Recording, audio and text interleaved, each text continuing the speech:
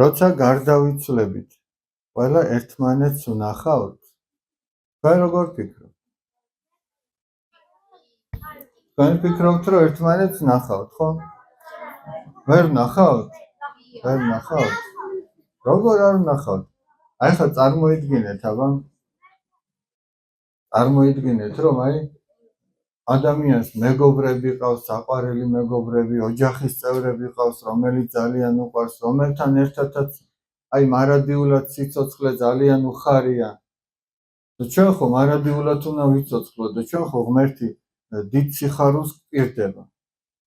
აბა შენთან ერთად თუ შენი ძმა არ არის, შენი და არ არის, შენი მშობლები არ არის, ესე დიდი სიხარული როგორ გექნება?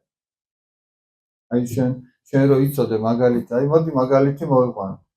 მე რომ ქორწილში დაგპატიჟო და სხვადასხვა სახარებაში ქორწილი შედარებულია ხოლმე სასופრეებს. ახლა წარმოიდგინეთ, ქორწილში დაგპატიჟო და შენ ცალკე დაგსვან, შენი ძმა ცალკე დასვან, მშობლები ცალკე დასვან, ისე ერთმანეთს ვერ ხედავთ. კარგი იქნება? აი ნათესავები, შენი საყვარელი ადამიანები, აი მეგობრები, ხა აქ ვინც დამეგობრდით, ერთად ხართ ქორწილში, მაგრამ ყველა ცალ-ცალკე რო ისხდეთ პატარ-პატარა სუფრაზე, ერთკაციან სუფრაზე. კარგი იქნება? ხო და აი ჩვენ ხო ადამიანებიც კი ვატყობთ, რომ ეგ არ შეიძლება. და ღმერთი, მოწყალე ღმერთი, როგორ ეგრე ცალ-ცალკე ამყოფებს ადამიანს სასუფეველში, ეგრე არ იქნება. იქ შენს ოჯახის წევრებთან, შენ საყვარელ ადამიანებთან ერთად იქნება.